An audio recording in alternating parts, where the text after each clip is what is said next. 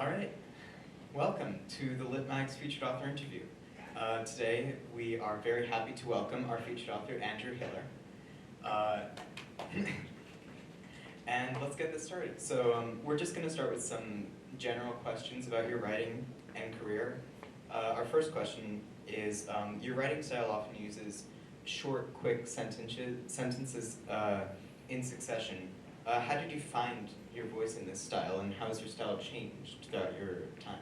Well, first of all, thank you for inviting me. I've looked at the mill very briefly.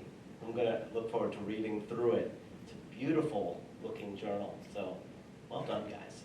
So as far as sentence length and variety, I think it goes back to an Elton John quote, who's a magician before your time, maybe a little bit during your time. And Elton John once said that if you want to write something profound, then you don't need to make complex music. Have the simple music and have the words carry through it. And so when I think about simple sentences, what I'm really trying to do is I'm trying to up the pace. I'm trying to drive the point. I'm trying to create something that gets to the reader quick and creates a dynamic where there is no confusion. They know what's happening.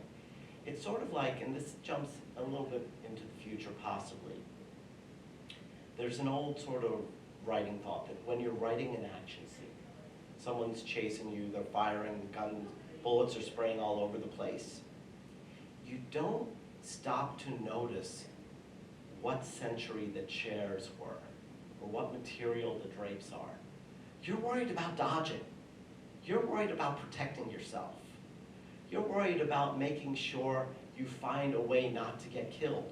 So when you're in that action scene and people are in danger, you want to reduce it to the core because that's the only thing people have time for.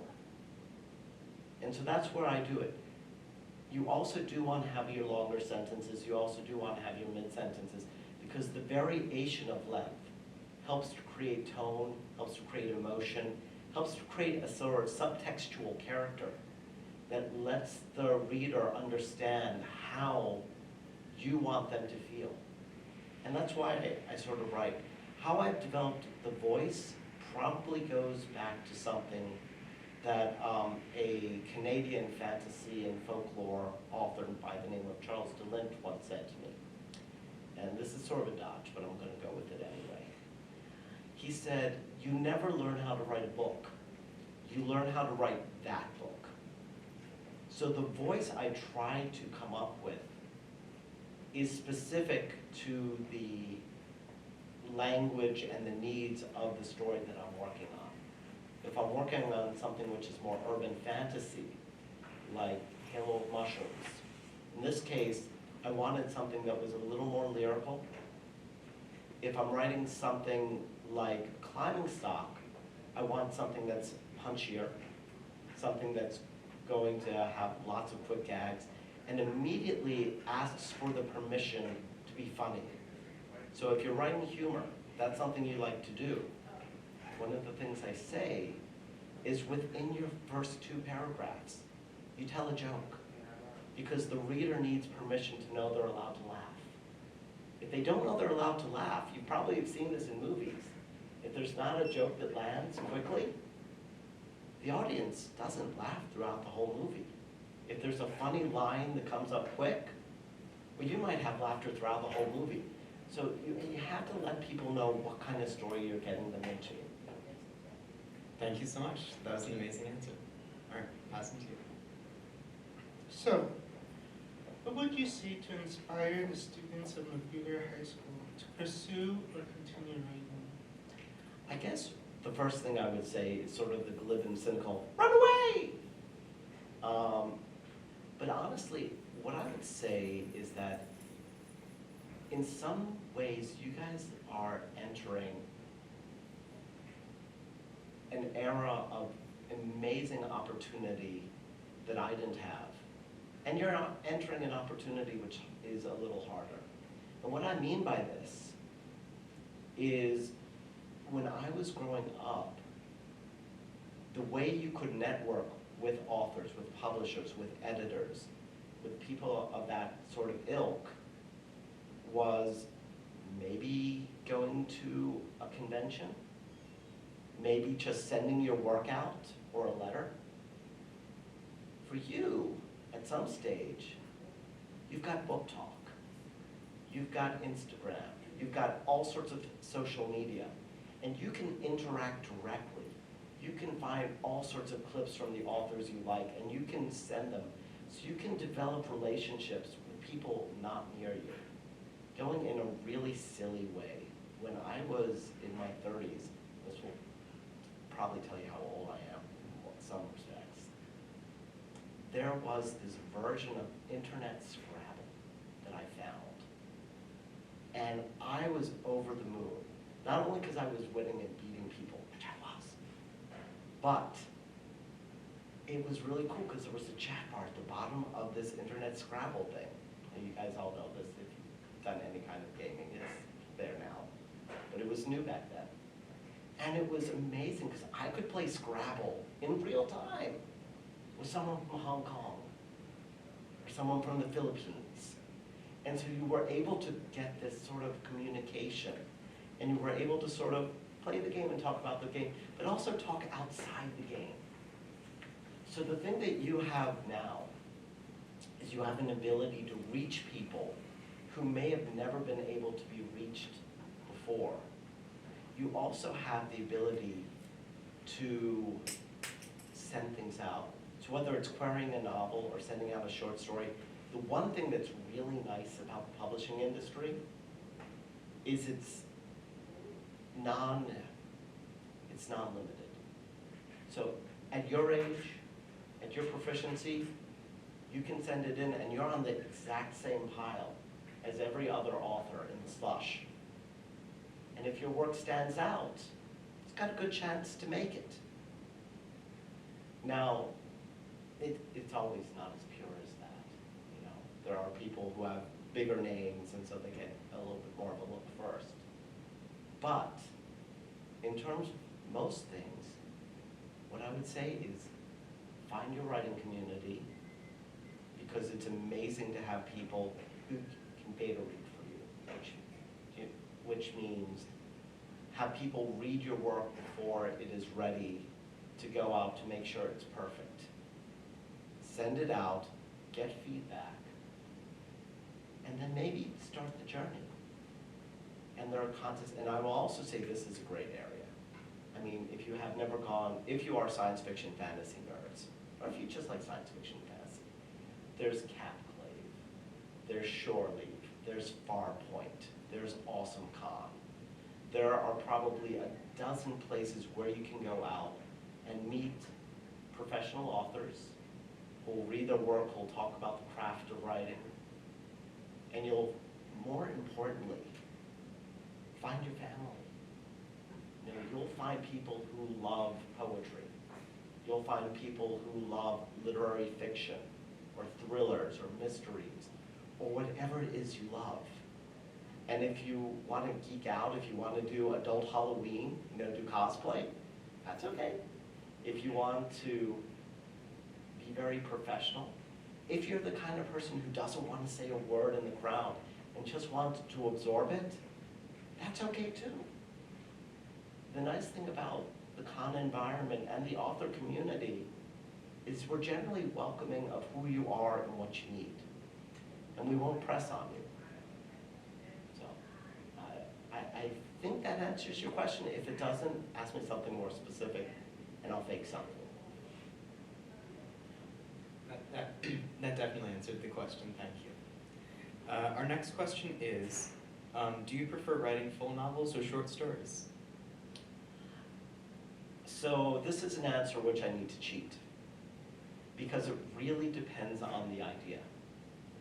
There are some ideas I start, and I say, this idea is only worth 3,000 words.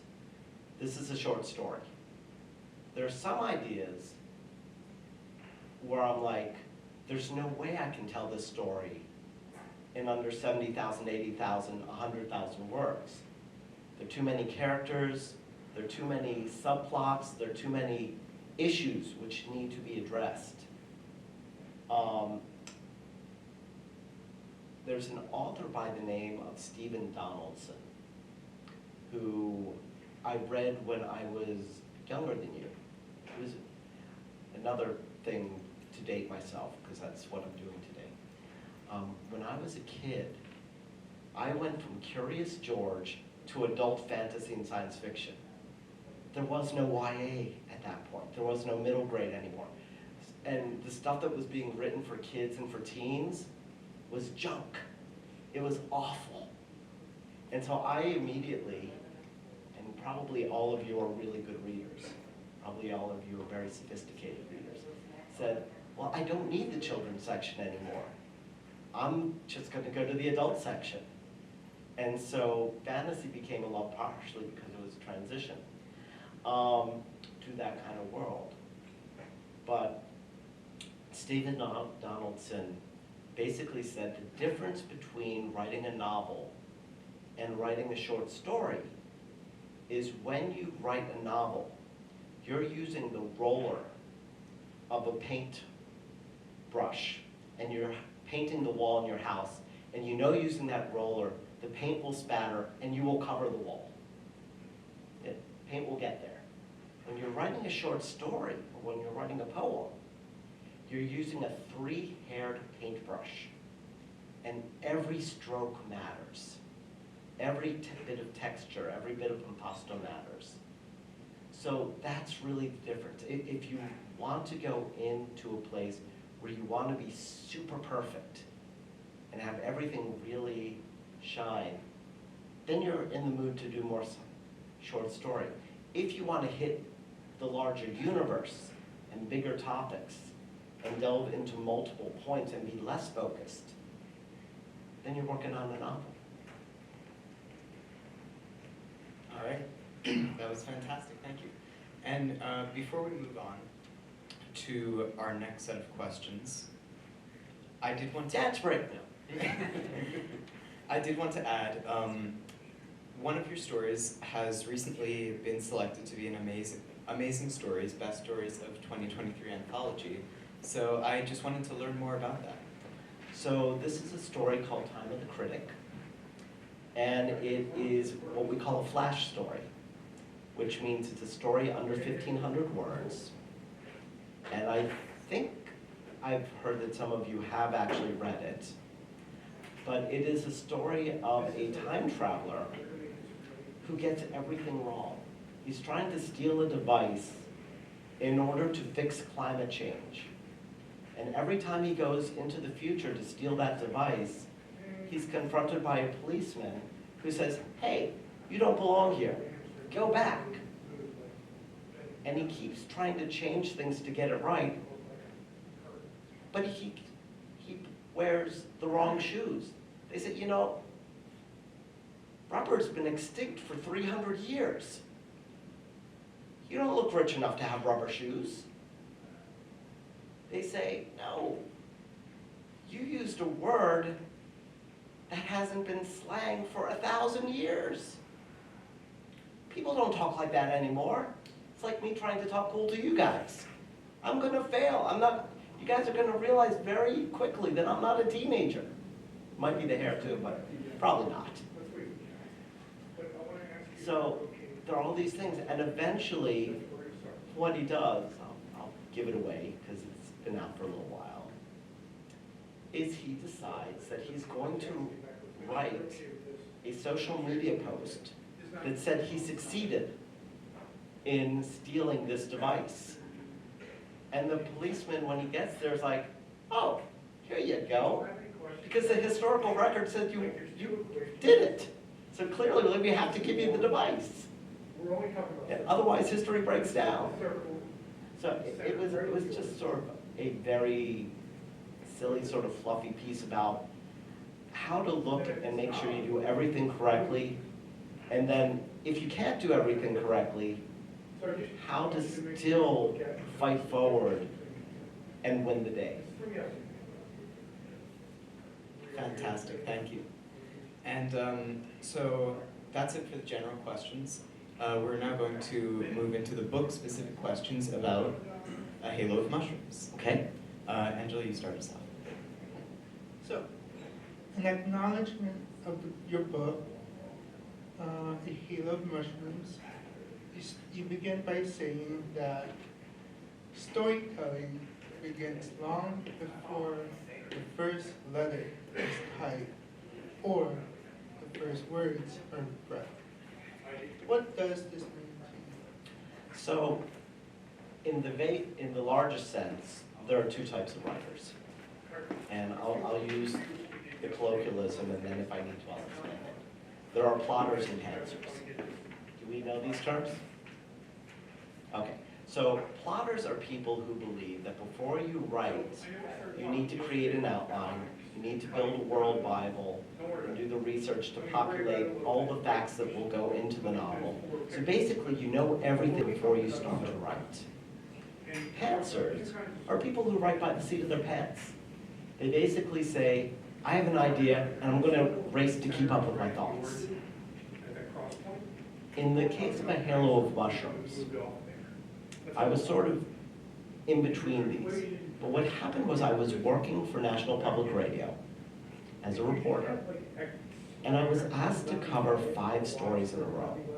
And to me, they all felt like the same story, even though they were very different topics. I was asked to cover a Greek economic crisis. I was asked to deal with a famine in Madagascar.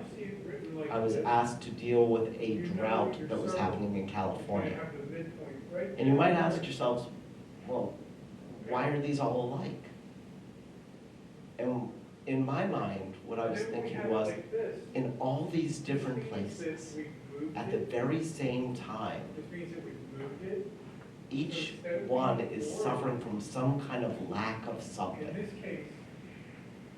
Not enough money, not enough water, not enough food. And it's causing their society to break down. And I wanted to deal with it. I wanted to wrestle with that thought.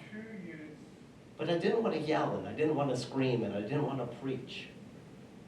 So I decided the best way to deal with that idea was through analogy, by writing something that could talk to it without talking about it and presuming that I knew better than everyone else. So I said, what is the resource that I think is shrinking? What is the resource that we are losing from this world that I'm shrinking, that I want to write about? And I immediately said, I don't want to do water. Because almost every fiction of this sort does water. And that didn't work. So when I began thinking, I said, I know. Kindness. I think kindness is shrinking from the world. We're losing the ability to be kind to one another. And then I thought, well, how far would you go to preserve or reinstate kindness into the world? And who would stop you? And what would they do to own the kindness for themselves, even at the exclusion of you? And that's where A Halo of Mushrooms was born.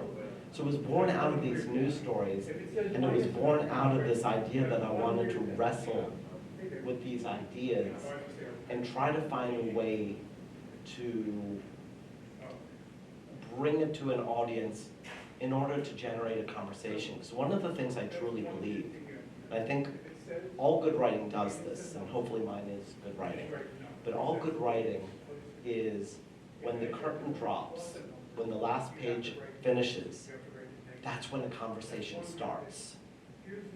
So when you finish reading your book, when you finish reading your poem, when you finish reading your short story, you want to go to someone, and you want to talk about it, and you want to debate the ideas. You may want to say, I disagree with everything the author said, and here's why.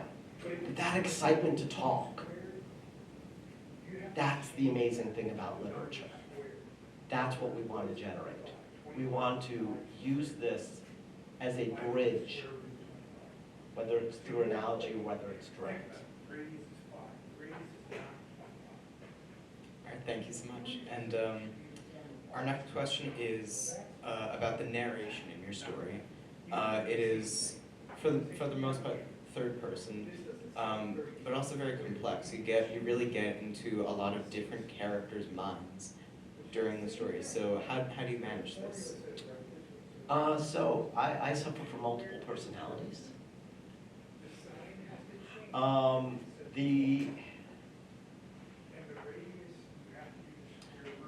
Let me go with this. The executive editor of Orbit Books is a woman by the name of Britt Feed, H-V-I-D-E. I might be mistaking her last name because we've only met virtually. And she once said to me that the most important thing when she's considering a book to acquire is not the action on the first pages. It's not the narration. It's not the quality of the prose. It's the empathy. It's the ability for you to feel something for the protagonist, for the characters, for the people, whether positively or negatively. And so I think in taking things like that to heart, one of the things I almost immediately sort of gravitate towards is trying to put myself in these characters' shoes and trying to find a way to connect you to the character. Because if you care about the character, then you care about what happens to them. An example I sometimes give, I'll do a negative example, which I probably should never do. Have you ever gone to a movie, an action-adventure movie, and didn't really care if a character got shot? Yeah? That's because they didn't create the character in such a way that they were real to you, that they meant something, or that you thought of yourself as the character. I will now probably surprise you, and I will describe the most genius movie of all time in this respect. Bambi. Have you ever seen the cartoon Bambi? Okay, so if you haven't, and if you want to, go back. It is a kid's, the old Disney cartoon. In the first half of the movie, the first third of the movie, the artists and the writers do everything possible to make you fall in love with the deer's mother. They work that violin as hard as they can. And the way she nurtures, the way she loves, the way she takes care of, the way they laugh together, you absolutely love this family, this mother. And then in the next scene, a hunter shoots the mother. And your heart breaks. That's getting into the character and why you go for the multiple. If we only stuck to the baby deer's point of view, we might worry about what will happen to the deer, but we won't be so devastated that someone we loved was killed. Wow. That was deep. Thank you. So, immediately when we read Field of Mushrooms, we see that you mix classic fantasy with modern reality. So what was your inspiration for this, and what were the challenges of incorporating both into your story?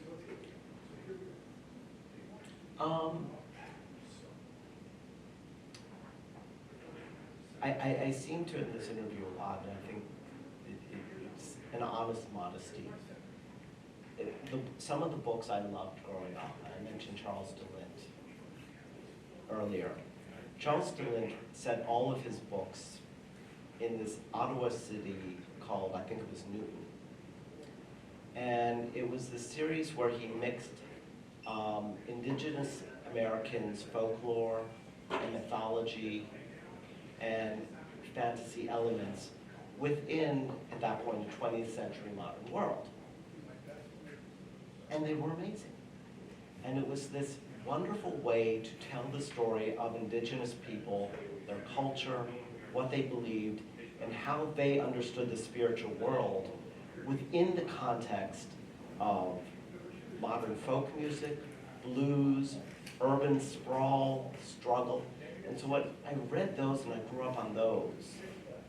And frankly, when I was a little kid, and again, I'm old enough that I was sort of pre-cable, and so my whole family, every year, would get together for 2 movies.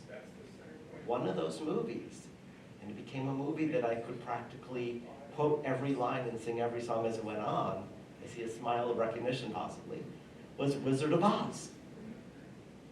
And it was this both communal thing, but Wizard of Oz started in modern day Kansas, circa 1939, and then went into this fantasy world. So I grew up sort of always adoring these stories that started with something we knew, beginning in a world we understand and can manipulate and try, which again speaks to empathy, because when you understand the world, when it's a world you can live with in and has problems you live in, and have people who understand how to deal with the problems of the world they live in, and then you put them into the world that they don't understand, then you're creating empathy, because you can understand someone who suddenly winds up in a place where they don't understand the rules, where they don't understand what will work or what won't work. And as I said earlier, I love analogies. I like the idea that we can debate issues, we can debate thoughts, we can debate things that are important without immediately getting into a fight with each other. Because if I tell you that, I don't know what a safe topic in a high school is. If I tell you that I want to wrestle with abortion, probably not a safe topic in high school. Immediately, half of the people reading the book are going to take one side, and half are going to take the other side. And half immediately are going to dispute and hate everything I say, and vice versa, right? Whereas if I frame this same idea within a fantastical setting, people will read it and think about the ideas without the label. And then you can generate a conversation. Then you can generate a debate. Then you can weigh the ideas without what I call the sportsification of society. You know, I have to believe this because I'm on this team. I have to believe that because I'm on this team. You know, whether liberal or conservative or MAGA or libtard, or, you know, all these wonderful terms that you probably have heard someone, because I think your kids these days are aware. I always assume kids these days are smart. But that's because, believe it or not, we're the same age. Do you know that? We are the same age. So if you believe in the third law of physics, thermodynamics, matter, and maybe the second, someone will correct me. Matter can neither be created nor destroyed, right? If matter cannot neither be created nor destroyed, then all of us are exactly the same age. Because all the stuff we're made of was never created nor destroyed. It all came from the same place and has existed the same amount of time. So I hate to tell you this. You're old. You're billions upon billions of years old. And I'll drop it off there. Feel free to follow up or mock me.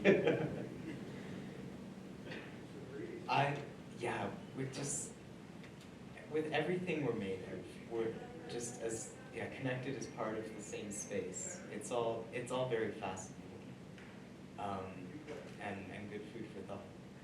Our next question, we kind of touched on this in our discussion about empathy, but like the riot scene in the beginning of your novel, and other such mentions of the war, for example, how do you write scenes of violence? So I'm going to at least start the answer in a non-traditional way. You're right that it deals with empathy. You want the reader to feel something for the characters who are going to be subjected to your violence. But what I'm going to suggest to you is actually this.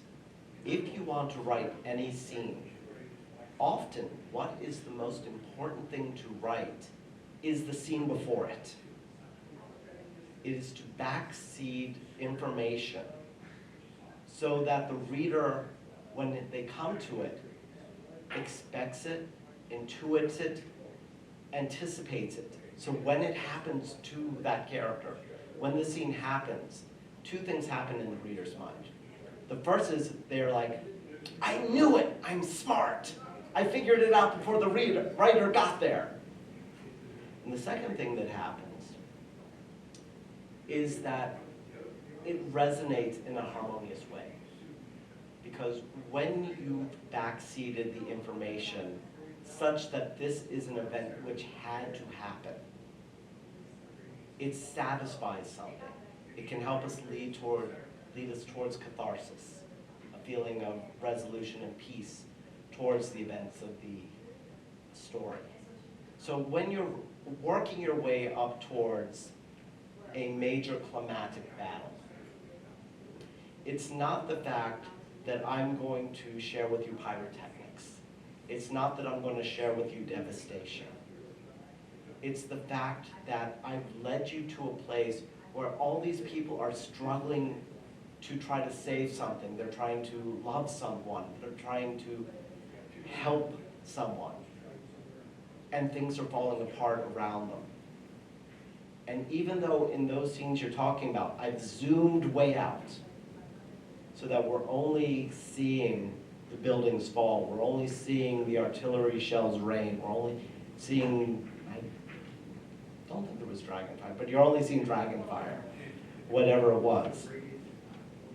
You can then relate these big picture things to these small picture moments. And if you can do that, then this devastation matters. Because when we see devastation, and I'll go current events, when we see the photographs and the video that's happening in Gaza, right? Our heart doesn't break for the buildings. Our heart breaks for the people we imagined living in them. Our heart breaks for the idea that these two cultures who've been steeped in hatred longer than I've been alive will find new reasons to hate each other, and that things probably aren't going to get better. And it's sort of the same thing when you talked about October 17 and what led to it. It's the same story. What matters isn't that we heard that 1,200 people were kidnapped and thousands of Jews were killed. What matters is when we think of the family, and when we think about how that 3-year-old's life will never be the same. So writing the big action scene, as we talked about empathy, matters most when we can put ourselves into that scene, when we can care about the people, or when we can care about ourselves.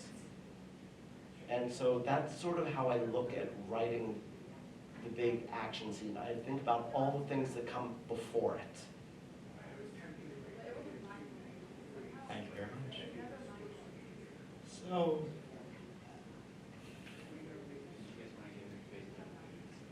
Oh, yes. please you read. don't have to. How much time do we have? Oh, all right. Would you like to start on your reading today? Sure. All right. So what I brought for you is something very new. And I guess I won't actually do an introduction because it hopefully has an introduction, middle, and an end. And I hope you enjoy it. I hope it works. I have been bad and I have not rehearsed. Lucy stirred to change her narrative.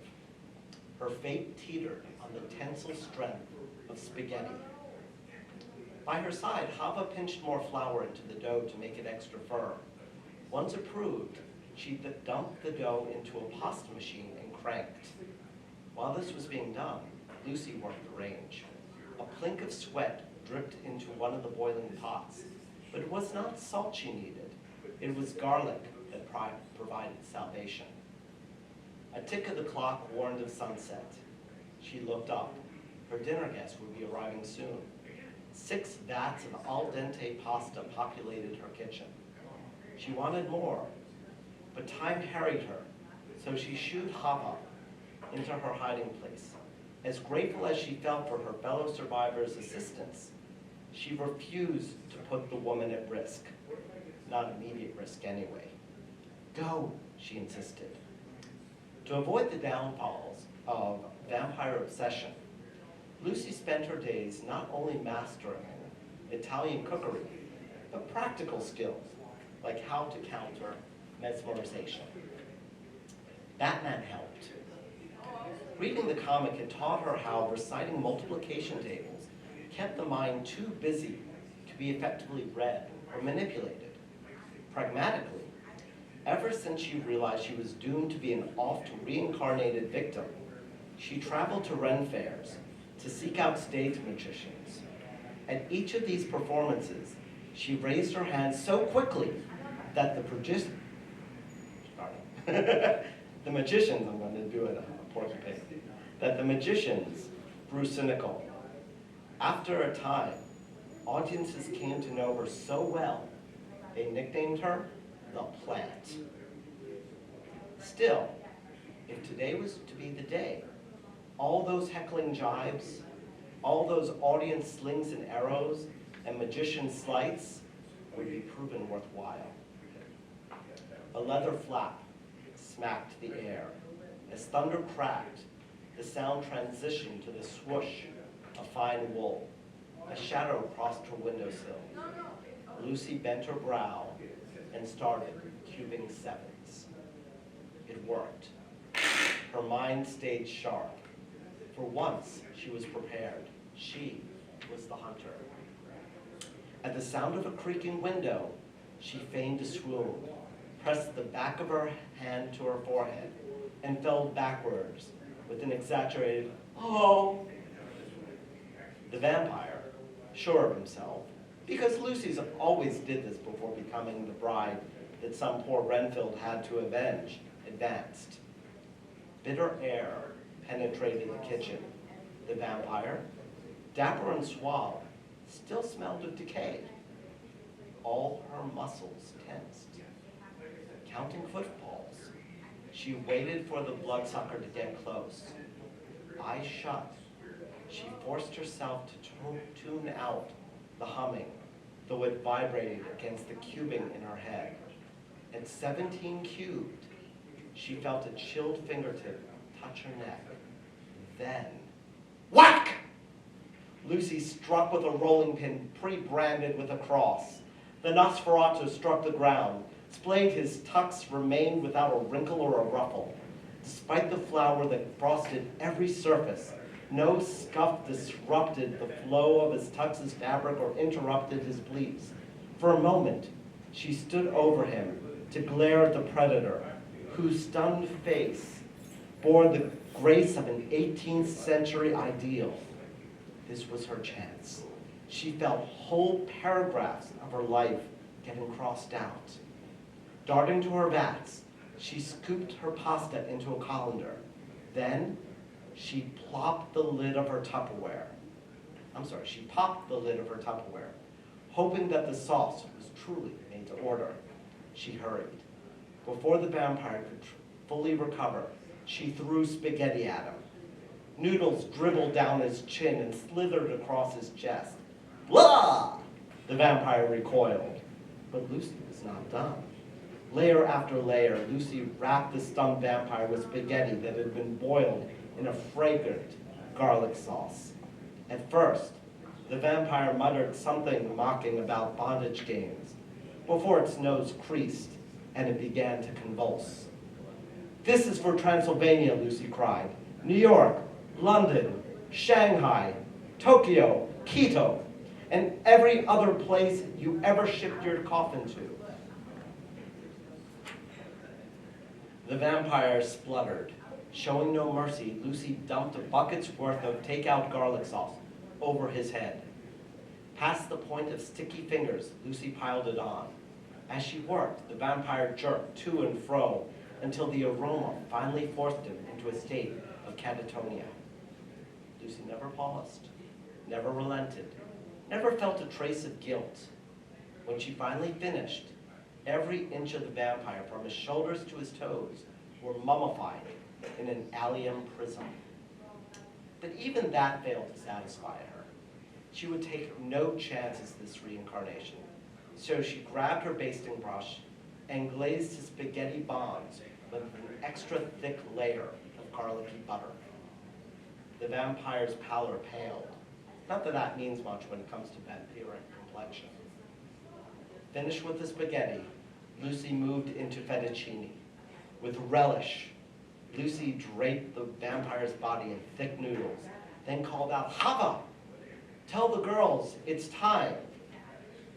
Women from an online support group who rejected the inevitability of repeated storylines entered the kitchen from their hiding place in Lucy's bedroom. For the first time, Lucy felt worried.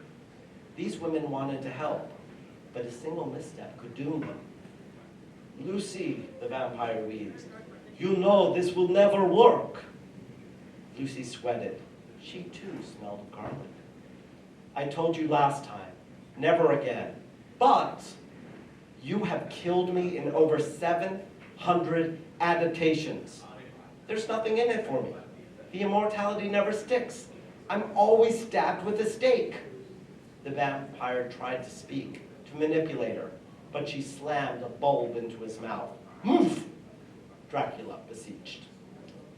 Hearing the Nosferatu gag made Lucy smile. The narrative tried to push back. Even unbitten, her canines longed to enlarge. Her resolve weakened. Attacking her genetic disposition towards undeadness, she guzzled garlic sauce like a frat boy at a kegger. The vampire's beautiful face puppy-dogged her. Her support group took her by the shoulders and refused to allow her to backslide. It proved hard to break free, hard to remember what 37 cubed was. Lucy struggled, realized that breaking narrative was not breaking fate. With the other women cheering her on, Lucy finished with an egg wash, then placed her hands on hips and wiped her brow. The vampire was so well wrapped, he could have been mistaken for Boris Karloff. Lucy waited 5 minutes, 10, a full half hour. Each of her digits remained pasted to each other. Her brow stayed crusted with flour. Her eyes stung with Romanian garlic. The vampire remained as still as the dead. Still, she refused to take her eyes off the Nosferatu, because sometimes bats play possum. Finally, she declared, "All right now." Like a minion at a Jewish funeral, the women, their expressions varied from grim to passion, heaved the vampire upwards like a giant strudel. In this final bit of choreography, none hesitated. Every woman lifting the vampire had been a victim of one storyline or another, and each had declared enough was enough. In their grip, the vampire wiggled, but the garlic left him too sedated. Still, at even this sign of resistance, Hava yelped, and Yuko nearly dropped her end. "Oof!" Dracula complained, as 8 unbitten women carried him to the lawn outside. Carefully, they lowered him onto a brick patio. Then, they watched as the noodles browned. The forecast called for a bright, sunny day. Lucy didn't really care if their pasta dish burned. As far as she was concerned, their dish could bake in the sun all day.